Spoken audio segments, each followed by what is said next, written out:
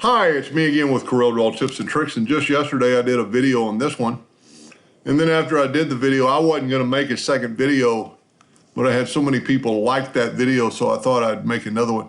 You could do any shape, you know, a triangle, a square, or a six-sided polygon. So we're going to do a square real quick, and we're going to draw it, and we're going to hit P, put it in the center of the page. We're going to go ahead and round off the corners like 1 inch. And then we're going to make a duplicate of that guy, Control D. While holding down the Shift key, bring it in, make it quite a bit smaller. It'll have that same angle of roundness on the corners.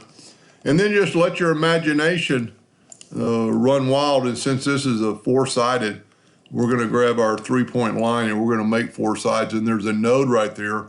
So we're going to go down and we're just going to kind of give it a little bit of curve. And then always kind of check it. And because it's 4, it'll be divisible by 90. So we're going to turn our indexing lines back on. Whoop. Let's get rid of that indexing line. Let's bring another one in. I'm hitting P. That way it'll help you center it. Control D and make a duplicate.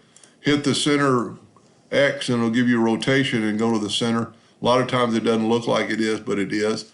And then rotate that 90 degrees. Control D, 180 degrees, Control D. Then just take any of those and take your smart fill. So I mentioned yesterday you didn't really have to fill that in to get to the interactive fill tool, but you really kind of do because you need to make it a color or an object. Then you get your interactive fill tool, and if you go from the bottom up, it'll give you the darker on one end. We'll go ahead and leave it that color. I'm going to Control D and make a duplicate. Click on the center rotation, put it in the center. Always double check it.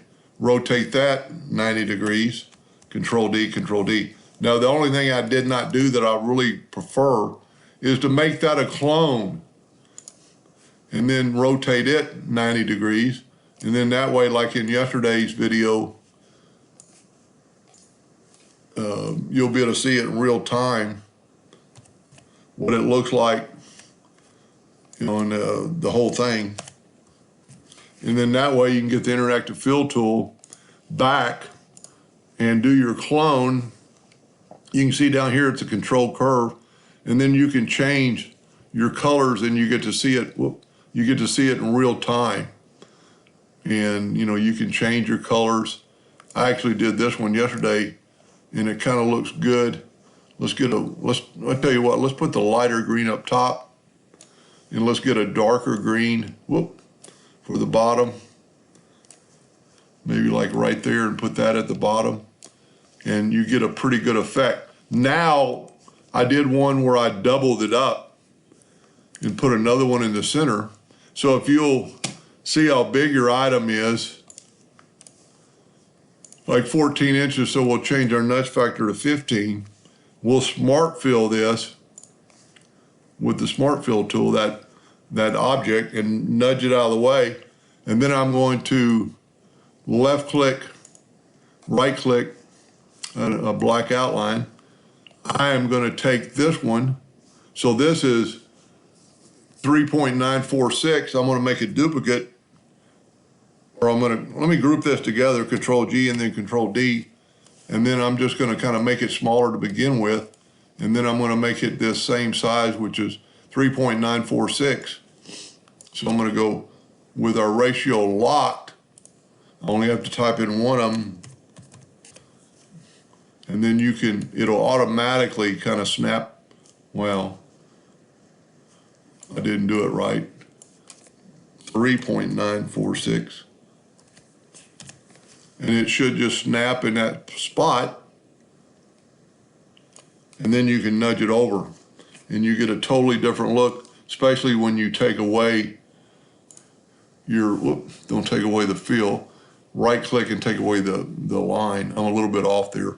And you could actually reverse these colors to make it even look kind of further. And we could have done the same thing by starting out with a smaller box. I don't guess I'm right on the money here. Yeah, I'm a little bit off. So let's just redo it. And one way we could do it is just hit CE and then nudge it over, take away the outline by right-clicking. Pretty cool. And what I like about it, you can still, I didn't get rid of the outline there. Still off a little bit, but you can still, you could still change it and, do other things to, started a new one. Let's grab the interactive field tool. We need to get that one right there, and let's make it a blue. And then that way you can see in real time what it's going to look like. Anyway, just another idea. Hope that helped. Thank you for watching.